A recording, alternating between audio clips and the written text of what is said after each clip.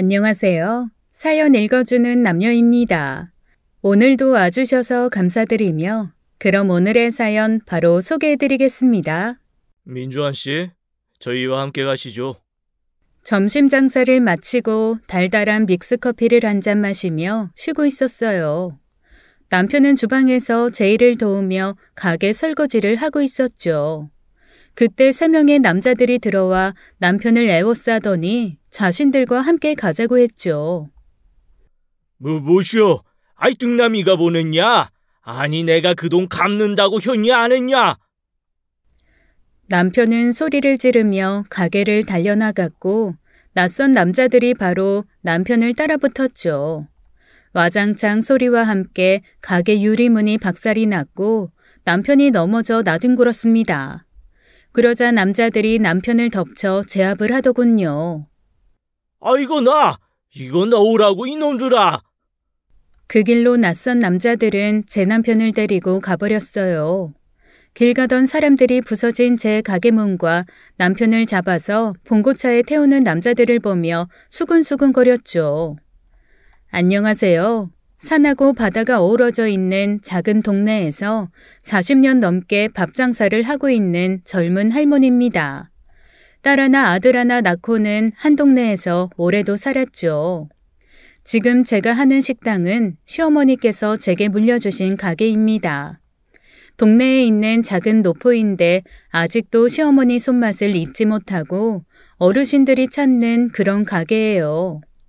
시어머니는 10년 전 일손을 놓으시고 제게 가게를 물려주시고는 5년 전에 별세하셨습니다.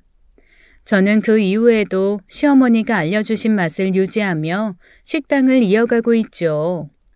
제 남편은 빈둥거리며 할 일 없이 가게 한켠에 죽치고 앉아서는 매일 소주 반병 마시고 제가 말아주는 국밥 한 그릇 먹고는 할 일 없이 빈둥거리다 설거지도 하고 마감때가 되면 가게 청소나 해주는 사람입니다. 아주 팔자 좋아 보이는 양반인데 사실 이 양반 팔자가 그렇게 좋지만은 못했어요. 10년 전에도 아주 험한 일을 당했었죠. 그래서 그날 이후 사람이 완전히 변해서는 매일 가게에서 저러고 있습니다. 아이고 형부, 또 거하게 한잔 하셨어? 안주도 부실하게 이게 뭐야? 넌 또 뭐 한다고 여기 왔어? 저녁 장사 준비로 바빠. 쉰소리 할 거면 빨리 하고 가. 언니, 저번에 그 김치 너무 맛있다고 윤지 아빠가 그러더라. 조금 더 얻어가려고 왔지. 가게 밖에 창고 2번째 냉장고에 있으니까 알아서 가져가. 남편이 기운 없이 낮부터 낮술을 마시고 있으니 주변 사람들 보기에 부끄러움도 있었죠. 남편이랑 저랑은 동갑입니다. 올해 62이죠. 늙었다면 늙은 나이고 아직 젊다면 젊은 나이인데 허구한 날 가게에서 소주를 마시고 앉아있으니 한숨이 절로 날 수밖에요. 다 10년 전에 일어난 엄청난 사건 때문이었습니다. 어쨌거나 지금은 저 남편 놈이 참 꼴보기 싫었습니다. 뭐 잘했다고 제 가게에서 저러고 있는지 참. 언니 잘 먹을게. 형부 술 조금만 드세요. 그리고 우리 그이가 형부 요즘은 사냥 안 다니냐고 물어보대요. 멧고기가 먹고 싶다나 뭐라나. 사냥 끊었어. 엽사가 사냥을 끊어요? 술이나 끊으세요. 이번 주에 윤지 아빠가 낚시 가자고 하던데 들으셨죠? 낚시는 우라질. 아이 내 팔자에 뭐를 낚아? 에휴, 남자가 그럴 수도 있죠. 저는 형부 다 이해해요. 힘내세요. 너 안 가? 바빠서 정신없어 죽겠는데 왜 이렇게 쓸데없는 소리야? 조잘조잘거리는 동생이 허튼 소리를 할까봐 급하게 쫓아내고는 다시 가게 일을 했죠. 큰 가게도 아니어서 주방에서는 저만 있으면 충분했어요. 다만 거슬리는 건 매일 식당 한 구석에서 저러고 있는 남편이었습니다. 콱 쫓아내서 돈이나 벌어오던가 남들처럼 낚시나 다니라고 하고 싶지만 남편의 모든 비밀을 다 아는 저이기에 꾹 참았습니다. 하지만 친구나 동생들이 가게를 놀러 올 때면 남편의 저 모습이 정말로 부끄러웠어요. 벌건 대낮부터 낮술 마시며 혼자 알아듣지도 못할 말을 중얼중얼거리는 남편이 안 부끄러운 아내가 어디 있겠어요. 형부는 아직도 저러시는 거야? 에구, 사람이 완전 못쓰게 됐네. 너네 집 앞에는 순댓국집 없니?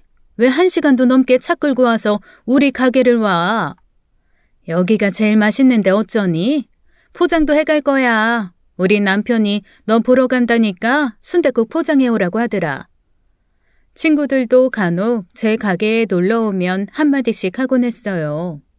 그럴 때마다 제 신경도 예민해지고 화도 부쩍부쩍 났죠. 당신 그렇게 빈둥거릴 거면 저기 가서 마늘이라도 까든가. 도와주지 않을 거면 가게에 나오질 말든가. 제가 화가 났다는 것을 눈치챈 남편이 슬그머니 일어나 마늘 바구니로 향하더라고요.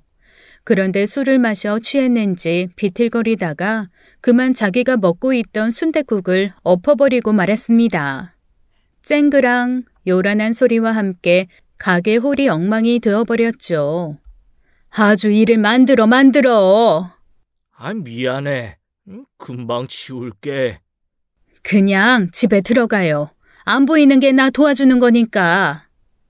그제야 남편이 주섬주섬 자신의 겉옷을 챙기더니 가게를 나가더라고요. 저러는 일이 한두 번이 아니었어요. 왜 꼭 제 가게에 와서 술을 마시는지, 아니 술을 먹고 싶으면 집에서 혼자 마시던가, 아니면 친구를 만나서 마시던가 다른 가게 가서 마셔도 되는 거 아닙니까? 아주 환장을 하겠더라고요. 아, 그래도 이건 치우고. 그냥 두시고 가라고요. 다음 날 아침 장사도 못하고 딸 집에 들렀어요. 당시 4살이던 손자 감기가 심해서 열이 잘 안 떨어지고 있었죠. 딸과 사위는 출근을 해야 하는데 아이 감기 때문에 어린이집에 맡기는 게 부담이 된다는 딸의 말이었죠. 가게까지 오늘 공치게 하고 나한테 맡기는 건 부담 안 되니? 엄마 미안해. 미안하면 지금이라도 회사에 말하고 네 새끼는 네가 봐. 왜 그래 엄마. 엄마 부탁해. 이거 해열제야. 열 안 떨어지면 한 번 더 먹여줘. 나 출근할게 엄마. 사랑해. 사랑은 개뿔. 이럴 때만 연락하지. 장모님 죄송해요. 부탁드릴게요. 그래, 출근 잘하게. 민재 걱정은 말고. 그렇게 딸 부부를 출근시켰죠. 부부 방을 열어보니 불이 꺼져 있었고 감기에 걸려 열이 난다는 손주가 새근새근 잠들어 있었습니다. 밤새 잠을 못 자고 지금 잠들었나 보더라고요. 아마 딸 부부도 한숨 못 자고 출근을 하는 걸 거예요. 아이를 키우는 엄마들이 그렇죠. 뭐 어쩌겠어요. 젊은 아이들이 살아보겠다고 발버둥 치는데 늙은 애미라도 할 수 있는 일은 도와야죠. 그렇게 그날 하루 종일 손주 봐주었습니다. 어렸을 때 아들을 키우던 기억도 나더라고요. 딸은 그날 7시쯤 퇴근을 해서 왔습니다. 이어서 사위도 들어왔고요. 이제 너희들 자식은 니들이 보라고 하며 집을 나왔죠. 저녁 먹고 가라는 딸 부부의 말에도 사양하고 그냥 나왔어요. 내일도 낮에 손주를 봐줘야 할 것 같았고 그러려면 내일 저녁 장사 준비라도 해야 했거든요. 서둘러 재료 손질을 해두기 위해 가게로 향하는데 배달 오토바이 한 대가 위태롭게 제 옆을 쌩하고 지나갔습니다. 놀라서 급하게 피했죠. 마침 비는 쏟아지고 있고 날은 어두웠어요. 그래서 그만 인도 경계석에 걸려 넘어지고 말았습니다. 늙어지니 불편한 게 많더라고요. 젊은 시절 같았으면 잽싸게 피하면서 공중제비를 돌아 착하고 멋지게 착지했을 텐데 나이 좀 들었다고 고작 돌부리에 걸려서는 어버버 하다가 그만 중심을 잃고 도로 옆 화단 돌덩이에 제 몸을 냅다 던져버리고 말았죠. 참 한심하더라고요. 넘어져서 한참 끙끙거리니 지나가던 아가씨가 달려와 저를 도우며 일으켜 주었어요. 그런데 웬걸 팔이 덜렁거리는 게 오른손이 그만 댕강 부러졌더라고요. 아가씨가 택시를 잡아주어 그 길로 병원에 갔습니다. 오른쪽 팔이 복합골절이에요. 뼈가 산산이 부셔져서 수술로 뼈를 이어야겠네요. 그리고 왼쪽 팔도 금이 갔는데 왼쪽 팔은 수술은 필요 없지만 깁스는 하셔야겠어요. 저도 참 한심하죠. 길 가다가 그냥 넘어졌는데 양쪽 팔이 다 부러지다뇨. 늙으면 그냥 죽어야지. 에휴. 네? 의사 양반, 입원 말고 통원 치료는 안 될까? 내가 식당 일을 하는 사람이라. 아유, 안 되세요. 복합골절이라 부러진 뼈가 다른 곳을 찌르거나 신경 또는 큰 혈관 찌르면 진짜 큰일 나세요. 어서 수술로 붙이고 깁스하세요. 조금 불편하시겠지만 양팔 깁스하시고 일주일만 입원하시면 돼요. 옌장, 내 똥도 못 닦게 생겼구만. 네? 아니 젊은 양반이 귀에 소똥구리를 넣었어? 왜 다 들어놓고 뭘 자꾸 물어? 괜스레 의사님한테 성질을 부렸죠. 저보다 똑똑한 의사가 그렇다고 하면 그런 거겠죠. 바로 입원 수속을 하고 잠시 대기하다가 병실로 이동했어요. 병원 밥이나 먹으며 이참에 휴가를 즐기자 싶었습니다. 그쯤 딸에게 문자가 한 통 왔어요. 엄마, 정말 미안한데 내일도 우리 집에 아침에 와줄 수 있어요? 의사가 양팔에 간이 깁스를 해주어 그 문자를 확인하는데도 끙끙 한참 걸렸어요. 전화를 걸어 못 간다고 말해주려고 했지만 통화 버튼을 못 누르고 자꾸 다른 것만 눌렀습니다. 그러다 보니 핸드폰이 꺼지기 일쑤였죠. 화딱지가 나서 냅다 발로 핸드폰을 차버렸습니다. 가게 일이 걱정이었어요. 일주일이나 문을 닫아야 하니까요. 남편이 제 대신 일주일간 가게를 운영할 수도 없었습니다. 생각해보니 입원한 일주일이 문제가 아니었어요. 몇 달간은 깁스를 해야 할 텐데 그동안 가게 일을 어찌 해야 할지 골치가 아팠죠. 물론 몇 달 가게 문을 닫는다고 제 생활이 쪼달리거나 하는 건 아니었습니다. 나름 평생 성실하게 식당을 운영해서 빚 없이 살고 있었고 작고 낡았지만 비 정도는 피할 수 있는 작은 아파트도 하나 있었죠. 아들, 딸 다 장가 시집 보내고 늙어서 쌀 사 먹을 정도의 예금도 있었어요. 하지만 걱정되는 건 수십 년을 꾸준히 찾아주는 단골 손님들이었습니다. 저희 집에 꼭 찾아와 식사를 하시는 분들이요. 굴다리 김노인네, 가게 문 한동안 안 열면 자기 점심밥 어디서 먹냐고 아주 지랄 연병을 할 텐데. 가만, 준비해둔 순대랑 고기도 다 버려야 되겠네. 아유, 아까워라.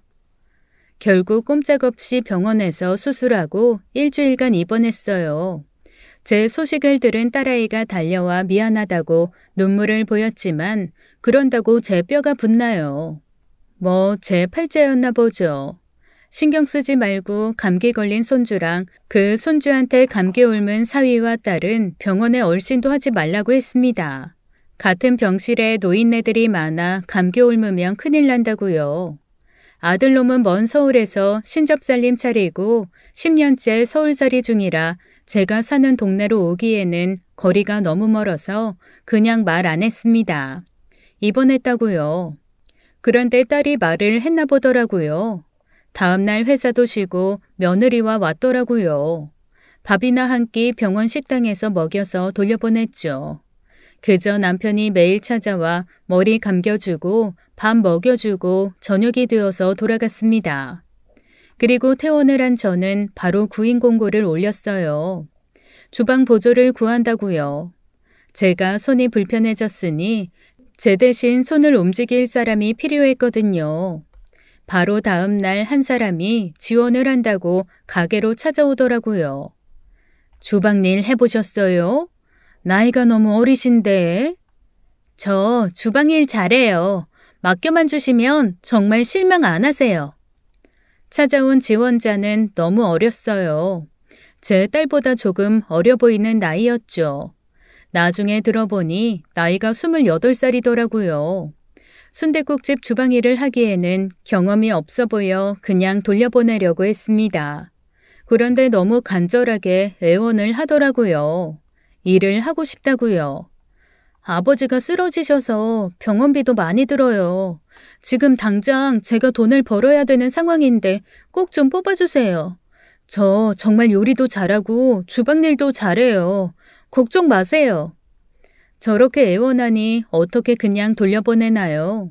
저도 당장 급한 상황이기도 했고요. 그래서 주방에 들어가서 양파를 썰어보라고 했어요. 순댓국이랑 같이 내주는 양파요. 그런데 양파를 써는 솜씨에 깜짝 놀랐습니다. 귀신 같은 솜씨로 순식간에 양파 한 망을 후다닥 다 썰더라고요. 저보다 빠르고 깔끔한 솜씨였어요. 저희 아버지가 중국집 하셨어요. 그래서 저 중학생 때부터 식자재 다듬으면서 아버지 일 도와드렸거든요. 그제야 저 귀신 같은 솜씨가 이해가 되더라고요. 어린 고수였습니다.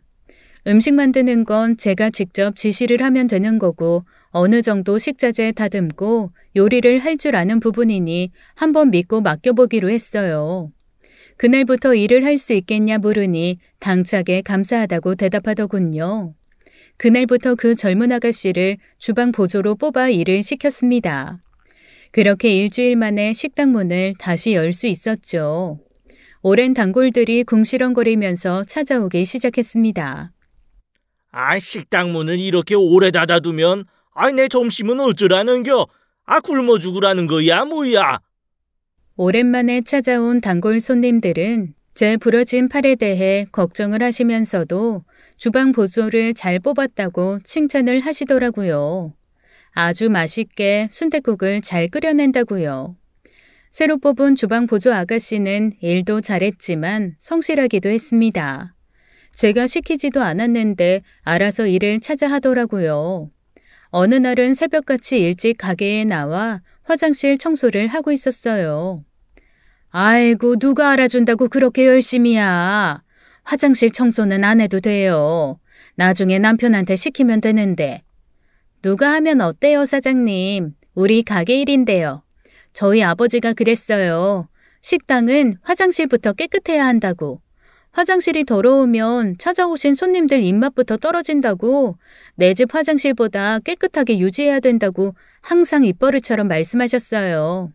걱정 마세요, 사장님. 금방 치우고 아침 장사 준비할게요. 정말 마음에 쏙 드는 처제였죠. 막내 아들 하나 더 있으면 소개라도 시켜주고 싶었어요. 손님들도 저와 생각이 같았는지 가끔 단골 손님들이 식당 보조의 결혼 여부도 묻더라고요. 자기 아들 소개시켜주고 싶다나요? 결혼은커녕 연애도 못하고 있어요. 사는 게 원래 이런 거죠. 당장 돈 버는 게 급하니 그 이상은 생각을 못하겠네요. 아버지 병원비로 어린 처녀가 연애도 못하고 저러고 있으니 한편으로는 안타깝더라고요. 그래서 첫 월급 때는 열심히 일해준 대가라며 보너스로 30만 원을 더 넣어주었어요. 감사하다고 연신 고개 숙이던 주방 보조 아가씨는 다음날 제게 스카프를 선물로 주더군요. 자신을 뽑아주셔서 고맙고 한 달 동안 잘 보살펴 주셔서 감사하다고요. 알면 알수록 더욱 마음에 드는 아가씨였어요. 그러던 어느 날이었어요. 일을 마치고 집에 돌아왔는데 남편이 혼자 술상을 차려 소주를 마시고 있더군요. 낮술도 마시더니 집에서도 술을 마시는 모습에 화딱지가 나서 한마디 쏘아붙였죠. 알코올 중독자로 인생 마감하려고 작정했어? 그만 좀 마셔. 10년 전 당신이 겪은 그 사건 나도 정말 안타깝게 생각해. 그런데 그 일 때문에 당신 인생 끝난 거 아니잖아. 언제까지 이렇게 살 거야? 10년이면 이제 당신도 정신 차릴 때 됐잖아. 그렇잖아요. 저러다가 병나서 쓰러지면 어쩌나요? 누가 병수발 다 하겠어요. 자식들이 하겠어요? 저뿐이 없죠. 제가 한 소리 해도 남편은 아무 말 없이 술을 홀짝홀짝 마시더라고요. 한숨을 한번 내쉬고는 씻으러 갔어요. 씻고 나오니 남편이 제게 그러더라고요. 주방 아가씨는 일 잘해. 일이야 나보다 더 잘하지. 나야 늙어서 눈도 침침하니 너저분하게 일하는데 이 아가씨는 깔끔하고 어려서부터 자기 아버지 중국집에서 일을 도왔다더니 혼자서도 척척 잘하더라고. 팔은 어때? 이제 깁스 풀어도 되지 않나? 의사가 한 달 더 하라고 했어. 왜? 이만하면 뼈도 다 붙었을 테니 그냥 깁스 풀고 그 주방 아가씨 내보내. 남편이 갑자기 주방 아가씨를 해고시키라고 하더군요. 아직 저는 팔이 불편한 상황이었는데 말이에요. 말 같지도 않은 소리 하지 말라고 단칼에 거절했습니다. 저렇게 일 잘하는 사람 한 번에 뽑는 게 어디 쉬운 줄 아나요? 그렇다고 자기가 다 붙들고 가게를 운영할 것도 아니면서 말이죠. 제 말에 남편은 한숨을 쉬며 술잔을 기울이더라고요. 그 모습에 남편에게 무슨 말 못할 일이 생겼구나 싶었습니다. 미우나 고우나 함께 산 지 40년이 넘은 사람이었어요. 왜? 그 아가씨가 마음에 안 드는 구석이라도 있수? 내가 그럴 게 뭐가 있나? 그냥 가게에서 들어오는 수입이 뻔한데 사람을 하나 쓰니 걱정돼서 그렇지. 60이 넘어서 아직도 식당이라는 당신 마누라나 걱정 좀 하시오. 말은 그렇게 했지만 남편의 행동이 석연치 않았어요. 뭔가 숨기고 말을 못하는 것 같았죠. 몇 번 더 캐물었지만 끝내 말 안 하고 소주만 들이켰어요. 저도 피곤하기도 하고 귀찮아서 그만 물어보았습니다. 그런데 다음 날 저는 남편이 그런 말을 한 이유를 단번에 알 수 있었어요. 아침 장사를 준비하는 주방 아가씨 얼굴이 매우 어두웠습니다. 평소 하지 않던 실수들도 연발하더군요. 그러더니 급기야 점심 장사가 끝나고 잠시 쉴 때 제게 그러더라고요. 사장님, 지금까지 예뻐해 주셔서 감사합니다. 근데 저 오늘까지만 일해야 될 것 같아요. 깜짝 놀랐어요. 저희 가게에서 평생 일하고 싶다고 말하던 아가씨가 갑자기 하루아침에 일을 그만두겠다고 말하니까요.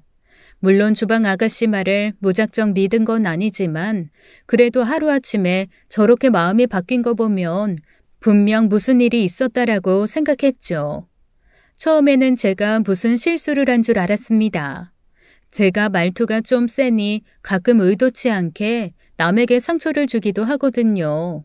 그런데 주방 아가씨는 저 때문은 아니라고 하더군요.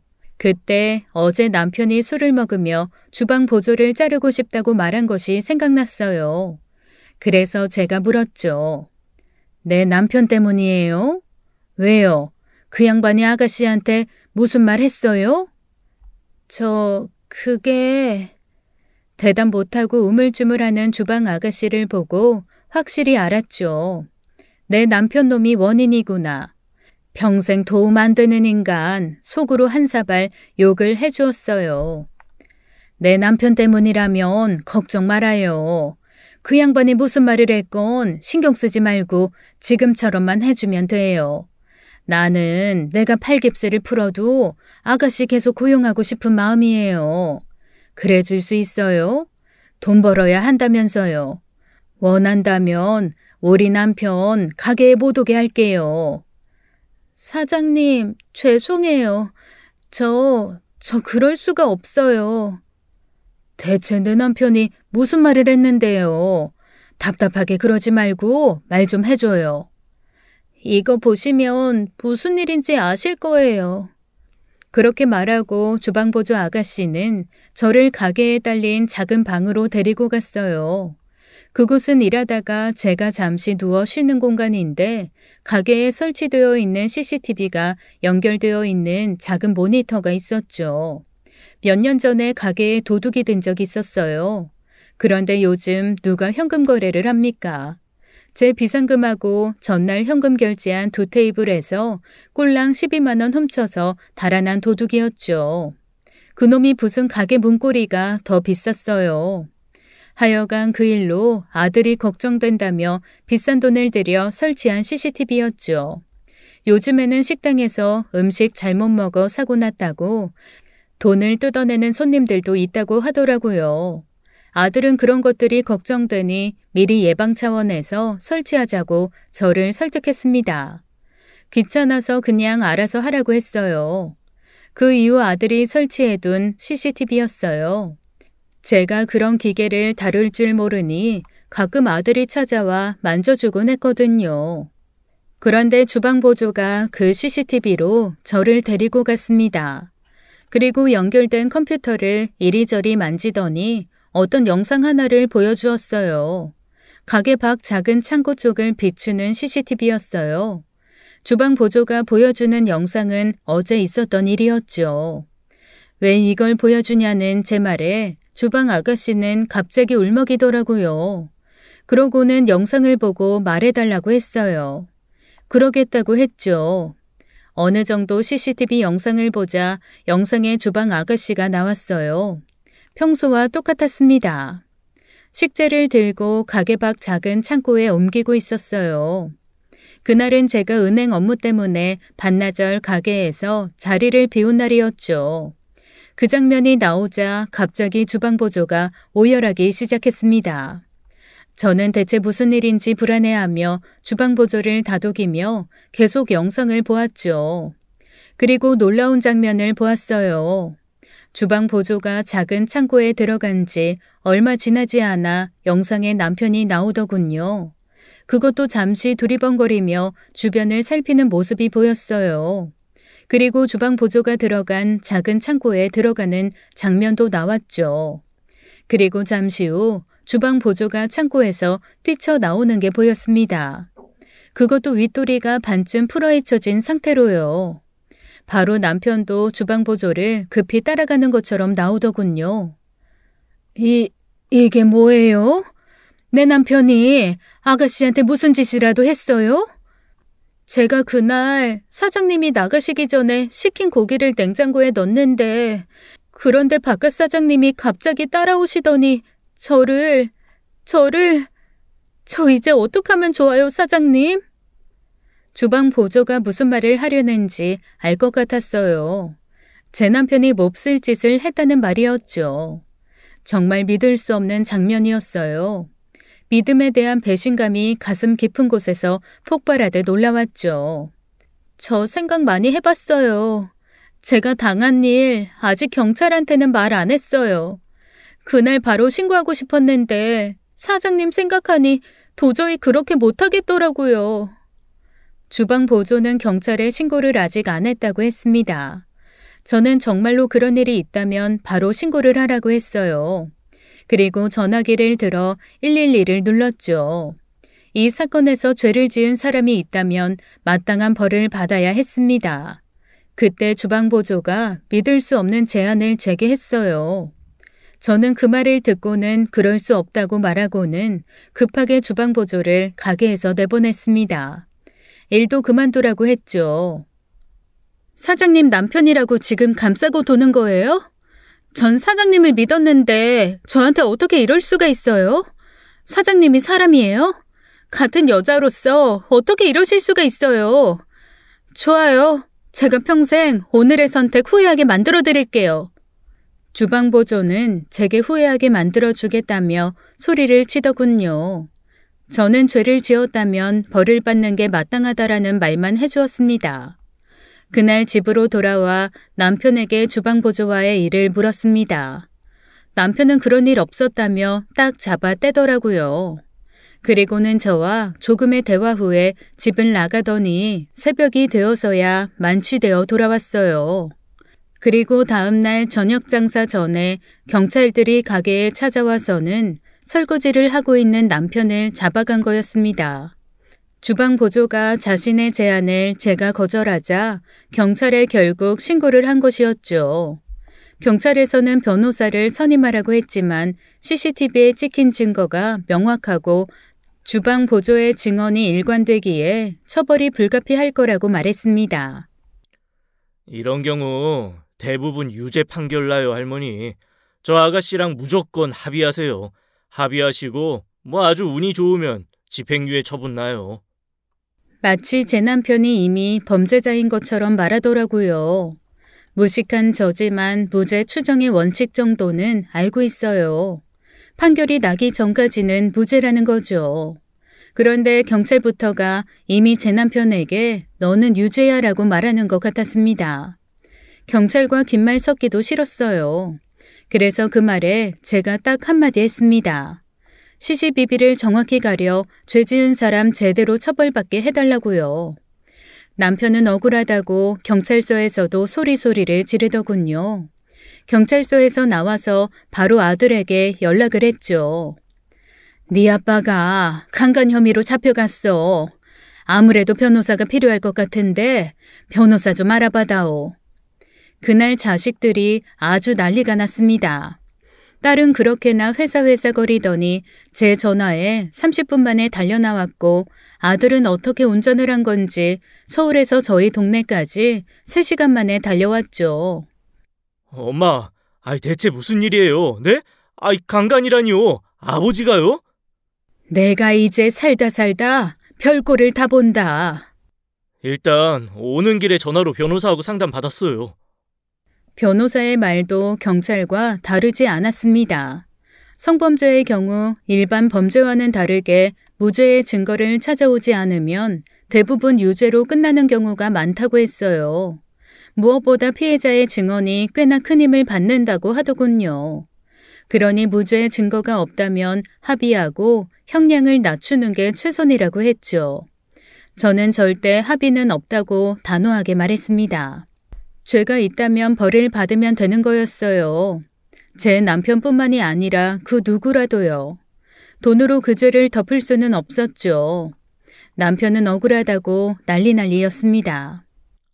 나 억울해. 그날 그 창고에 들어간 건 사실인데 그 여자한테 이상한 짓 절대 안 했다고. 그럼 왜 따라 창고에 들어가셨어요? 여기 CCTV 영상 보시면 주변에 사람이 있나 없나 두리번거리시면서 몰래 들어가시는데 당당하시면 이럴 이유가 없잖아요. 난 그 보조 아가씨가 창고 안에 있는 줄 몰랐어. 내가 주변을 살피고 들어간 건 사실 아내 몰래 담배 태우려고 그런 거야. 혹시 아내가 가게에 왔나 보려고 그런 거라니까. 남편의 말에 수갑차고 앉아있는 남편을 발로 뻥 차버렸습니다. 제가 남편에게 술, 담배 끊으라 그렇게 잔소리를 해서 술, 담배 중 하나는 끊겠다고 하기에 담배를 끊으라고 했었어요. 시아버지가 폐암으로 돌아가셨거든요. 제가 당신 담배 때문에 언젠가 인생 크게 후회한다고 말했었는데 오늘 이렇게 후회할 일이 생길 줄은 정말 꿈에도 몰랐습니다. 그놈의 담배 때문에 폐암으로 죽는 게 아니라 당신 교도소에서 인생 종치게 생겼어. 알아? 남편의 진술은 이랬어요. 남편 자신이 창고에 들어갈 때 아내 주방 보조가 있는 줄 몰랐다는 것이었습니다. 다만 금연한 저와의 약속을 어기고 저 몰래 담배를 태우려고 창고에 숨어 들어간 것뿐이라고 했죠. 주변을 살펴본 건 제가 혹시 오나 안 오나 확인하려고 그런 거라고 했어요. 그럼 이 여자분은 왜 윗옷을 반쯤 벗고 뛰쳐나오는 건데요? 선생님 진술이 사실이라면 들어가자마자 종업원을 보았을 것이고 그럼 선생님이 바로 나오셨어야 하는 거 아닌가요? 몰래 담배를 태우려고 했다니 종업원이 있으면 담배를 못 태우실 테니까요. 그 아가씨가 냉장고에 고기 넣는 것 좀 도와달라고 하더라고. 그래서 혼자 하라고 말하고는 돌아서 나오는데 자기 아버지가 어쩌고 중국집이 어쩌고 하든 쓸데없는 소리를 계속 주저리 하는 거 있지. 조금 듣다가 뭔 헛소리를 저리 하나 생각하고는 나 바쁘다고 하고 돌아섰는데 이거 참 날 또 부르는 거야. 그러면서 자꾸만 자기하고 대화를 좀 하자고 그러더라고. 그래서 내가 말해보라고 했지. 그랬더니 다짜고짜 자기랑 연애를 하자는 거야. 요즘 자기가 너무 외롭다면서 우리 둘만의 비밀로 하면 되니까 걱정 말라나. 그러더니 갑자기 자기 윗옷을 벗더라고. 내가 너무 놀라서 버럭 화를 내면서 무슨 짓이냐고 그러니까 이 미친 여자가 갑자기 소리를 지르면서 달려나가는 거 아닌가 말이야. 남편의 증언에 경찰들은 황당해하는 분위기였어요. 다른 곳에 앉아있던 경찰이 남편의 진술을 들었는지 자신도 모르게 실소를 터뜨렸죠. 제가 그 경찰을 노려보자 M1 다른 범죄자를 혼내더라고요. 웃지 말라나요? 어르신 나이가 63세시죠? 그런데 이제 28살이 된 아가씨가 어르신한테 연애를 하자고 했다고요? 그렇다니까. 그래서 그 창고에서 진한 연애하신 거예요? 혹시 돈도 주시고 그러셨어요? 아이, 자네 내 말 듣고 있는 거야? 아이, 그대로 그 미친 것이 소리 지르면서 달려나갔다니까! 다들 남편 말을 믿지 않는 눈치였습니다. 남편 역시 그 분위기를 알고는 자신은 억울하다고 한숨을 내쉬었죠. 다만 저희 자식들만이 남편의 억울함을 믿는 눈치였어요. 왜들 한숨 쉬세요? 그럼 저희 아버지가 그랬다는 증거 있어요? 확실한 증거도 없는데 왜 마치 이미 범죄자인 것처럼 대하는데요? 하지만 자식들의 외침에도 불구하고 남편은 결국 구속 수사가 결정되었어요. 이 부분에서는 정말 황당하더라고요. 변호사도 황당해하며 불구속 수사가 원칙인데 어떻게 60이 넘은 노인을 구속 수사를 하냐고 항의를 했습니다. 알고 보니 처음에 경찰이 가게를 찾아왔을 때 남편이 도망을 가려던 게 원인이었어요. 한마디로 도주의 우려가 있다는 게 검찰의 판단이었죠. 이 인간아, 그러니까 경찰이 올 줄 알았으면서 아니 왜 도망을 가 도망을? 아이, 나야 등남이가 보낸 애들인 줄 알았지. 남편이 술을 마시다가 친구와 내기를 했었나 봐요. 그 내기도 참 할 말이 없더라고요. 등남이라는 분은 남편 친구입니다. 저희 손주가 8살 초등학교 1학년인데 등남씨 손자도 초등학교 1학년이에요. 그것도 같은 초등학교를 다니고요. 그런데 받아쓰기 점수로 서로 언쟁이 붙었나 봐요. 자기 손자가 더 잘한다로 서로 싸우다가 손자들이 받아오는 점수로 내기를 한 거였죠. 결과는 안타깝게 저희 손자가 한 문제 차이로 졌습니다. 문제는 그 내기가 100만 원 내기였던 거죠.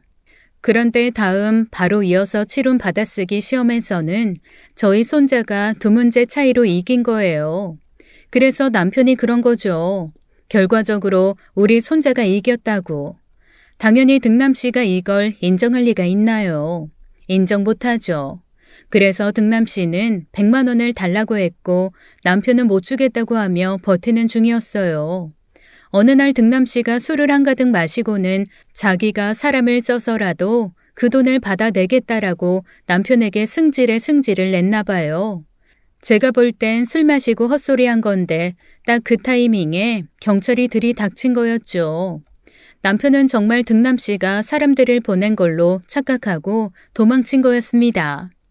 정말 한숨이 절로 나왔어요. 결국 말도 안 되는 남편의 멍청한 행동 때문에 남편은 구치소로 이송되었습니다.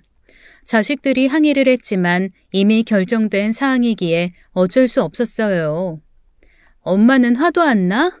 왜 이렇게 태어난대? 이러다가 정말 유죄 판결 나면 어쩌려고? 아버지 발에 전자발찌 채워지는 꼴 난 못 봐. 똑똑한 판사님이 알아서 잘 판결해 주시겠지. 그러라고 그 어려운 공부한 거 아니겠어? 죄 지은 사람 있으면 나라에서 정한 대로 처벌받으면 되는 거야. 제 반응을 자식들은 이해하지 못했어요. 아버지와 사이가 안 좋았냐부터 왜 이렇게 냉정하게 변했냐는 등 이상한 말들을 늘어놓았죠. 헛소리하지 말고 네 아버지 무죄 증거나 찾으라고 말했습니다. 이미 경찰들은 제 남편이 주방보조를 범했다고 생각하는 것 같았거든요. 그리고 무엇보다 제가 그렇게 태어난 이유가 다 있었습니다. 사건 다음 날 주방보조가 제게 내건 제안과 그날 밤 남편과의 대화 때문에 저는 이 일에 관여하지 않기로 결심을 했었거든요. 순리대로 잘 풀리리라고 생각했습니다. 아들하고 딸들만 자신들이 아버지를 구명하겠다며 분주하게 뛰어다니더군요. 하지만 어디에서도 명확한 무죄 증거는 찾기 어려웠어요.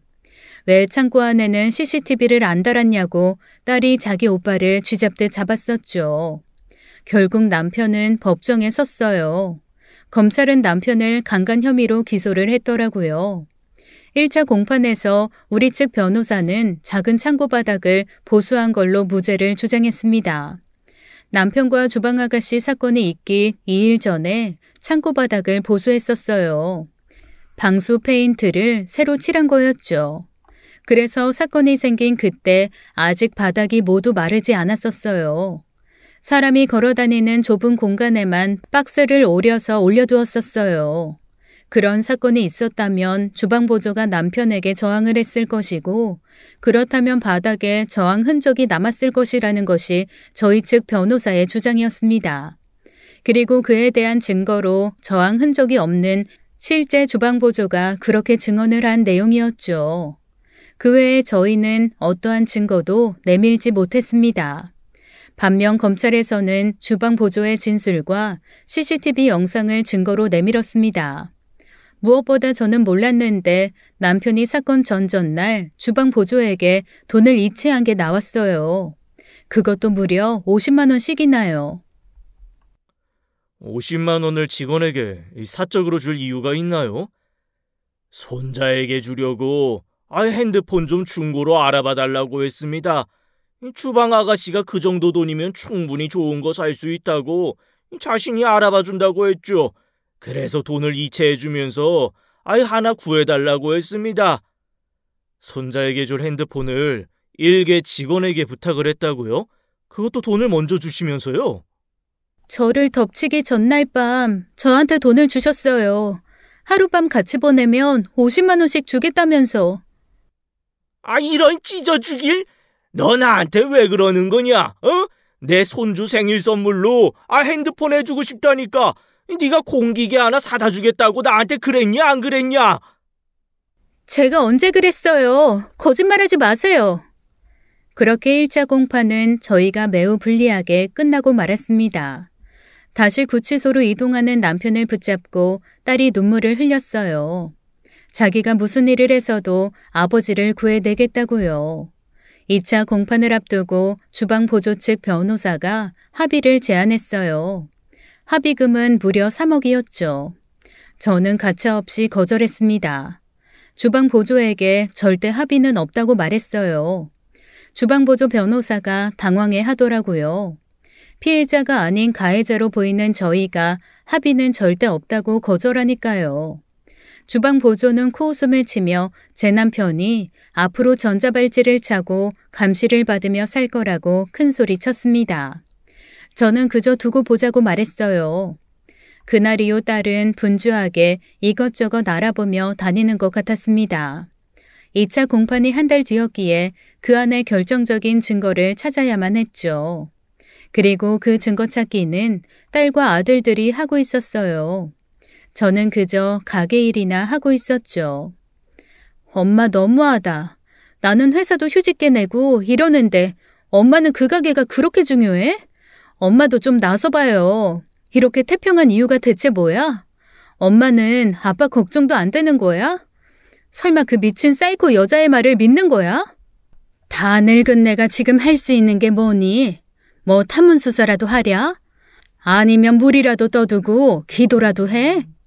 너야 젊으니까 그 무엇이냐? 인터넷? 그런 거라도 뒤져보면서 도움이 될 만한 거를 찾아보든가. 인터넷? 알았어. 고마워 엄마. 한동안은 축 처져서 제게 따지던 딸이 제 말에 무언가를 떠올리더니 집으로 달려가 버렸어요. 그리고 한동안 보이지 않더라고요. 그리고 2차 공판을 이틀 남기고 제게 문자를 남겼습니다. 엄마, 우리가 무조건 이길 수 있어. 내가 확실한 증거 찾았어. 기대해. 드디어 1차 공판이 있고 한 달 뒤에 2차 공판이 열렸죠. 한 달간 구치소에 있던 남편은 얼굴이 반쪽이 되어 있는 것 같았어요. 재판이 시작되자마자 변호사는 딸이 구해온 증거로 무죄를 주장했습니다. 그건 바로 주방보조 SNS 계정에 올린 사진이었어요. 저는 SNS가 뭔지 잘 몰랐는데 사람들이 자신의 일상을 사진으로 찍어 인터넷에 올리는 공간이라고 딸이 설명하더라고요.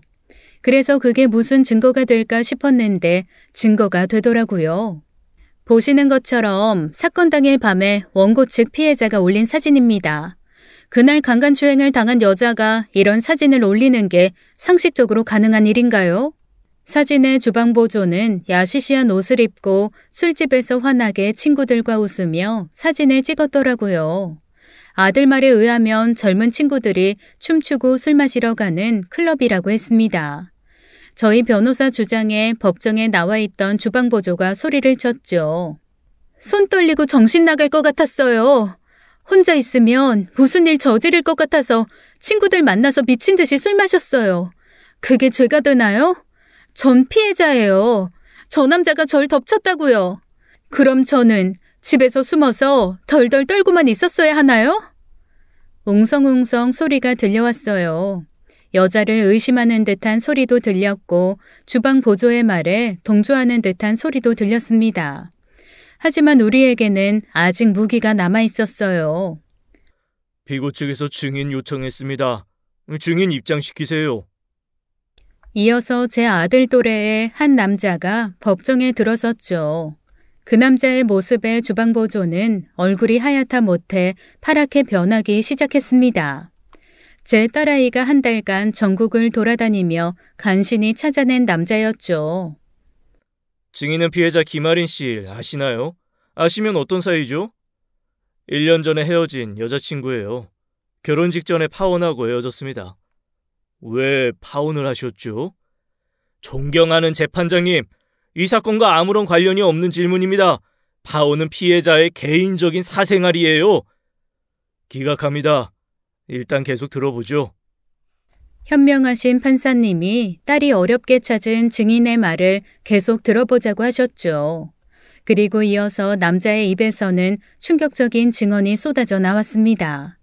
주방 보조는 제 식당에 취직하기 1년 전 손님으로 제 식당을 찾은 적이 있었어요. 당시 주방 보조는 결혼을 앞둔 남자친구와 제 식당을 찾은 거였습니다. 그리고 그 남자친구가 지금 법정에 증인으로 서 있는 남자였죠. 여기야. 우리 형이 저번에 바다에 놀러 왔다가 여기서 우연히 밥을 먹었는데 진짜 끝내주게 순댓국이 맛있다는 거야. 그래서 나도 이 동네 온 김에 먹어보고 싶어서. 나 냄새나는 음식 싫어해. 순댓국은 진짜 싫은데. 여기는 사골 육수 써서 꼬리한 냄새 안 나고 깔끔하게 맛있대. 한 번만 먹어보자. 나 정말 기대하고 온 거야. 당시 예비 신랑의 부탁에 주방 보조는 어쩔 수 없이 저희 식당에 밥을 먹으러 온 거였어요. 그 당시 제가 아들이 있는 서울집에 하루 올라가 있었던 터라 남편이 식당을 지키고 있었죠. 남편은 평소처럼 손님 응대를 하고 순댓국 2그릇을 내주었다고 했습니다. 특별할 것도 이상할 것도 없는 평범한 응대였대요. 그런데 문제는 그때 발생했어요. 주방 아가씨가 김치를 가위로 썰다가 그만 김치 국물이 자기 옷에 튄 거였죠. 이걸 어째? 이 블라우스 비싼 건데 어떡해. 저기요, 아저씨. 아니, 네, 손님. 뭐 필요하세요? 필요한 게 아니라 필요했었던 거죠. 아니, 여기는 식사용 앞치마 안 줘요? 앞치마 안 줘서 제 블라우스에 김치 국물 튄 거 안 보여요? 이거 명품이라 얼마나 비싼 줄 알아요? 아이, 그러시면 처음에 달라고 말씀하시죠. 됐어요. 물어내세요. 세탁해도 흉질 것 같으니까 새 옷값 받아야겠어요. 당시 손님으로 찾아온 주방보조는 막무가내로 블라우스 값을 달라고 우겼다고 합니다. 블라우스 값이 얼마냐는 남편 질문에 주방보조는 300만 원이라고 말했죠. 당장 물어내라고요.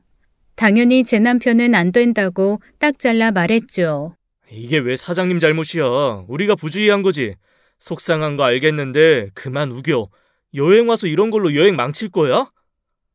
이게 왜 내가 부주의한 거야? 저 사람이 당연히 밥 먹기 전에 앞치마를 줬어야지.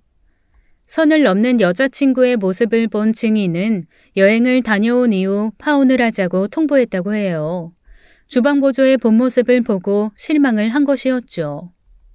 그렇다면 파혼 전에도 이 식당을 이미 알고 있었던 거네요?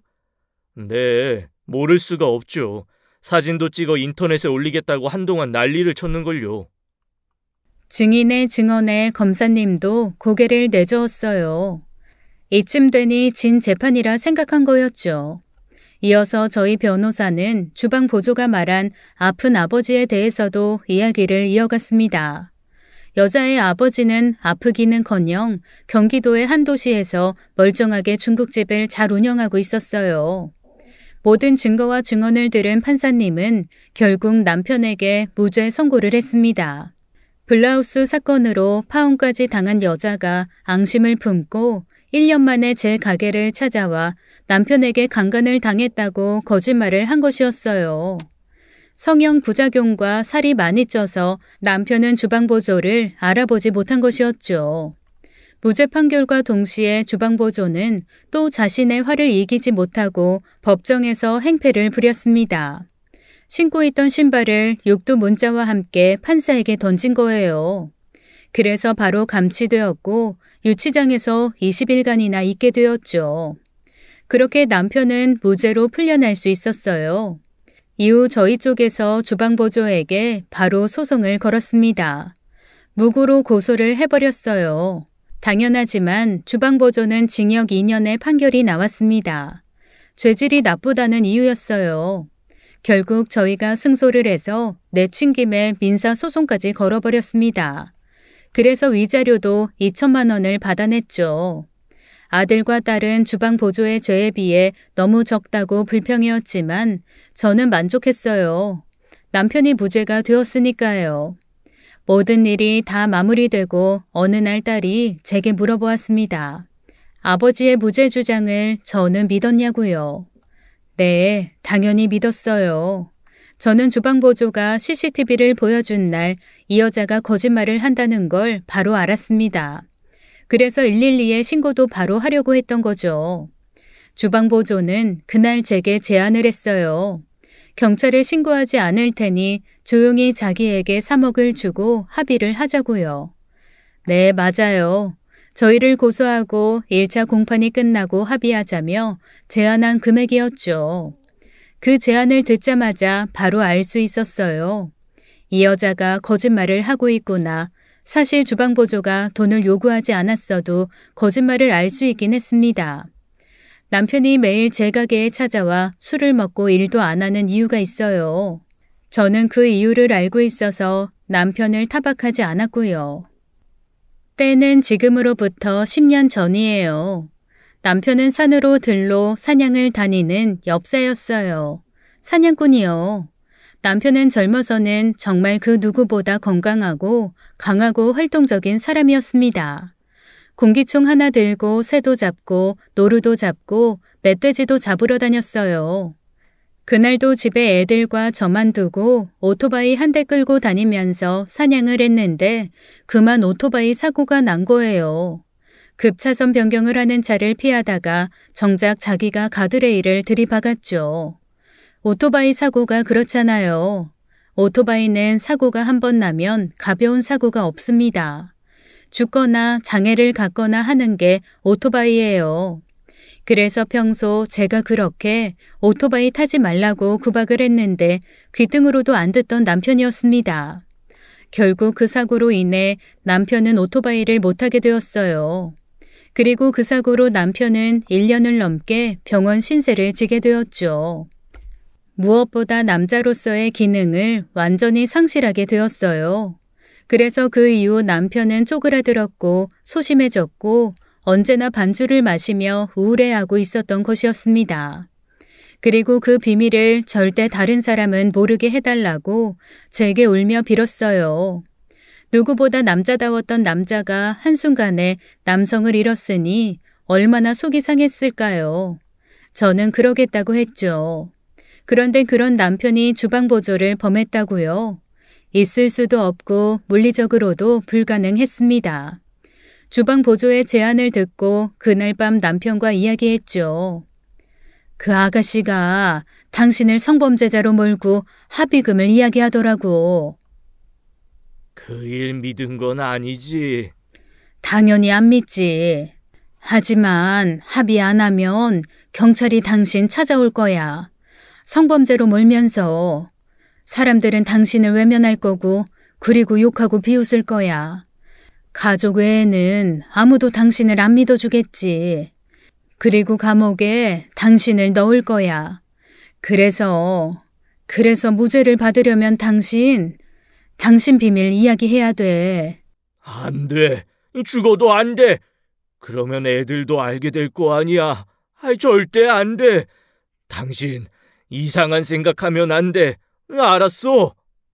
남편은 절대 그 비밀을 말하지 말아달라 부탁을 했죠.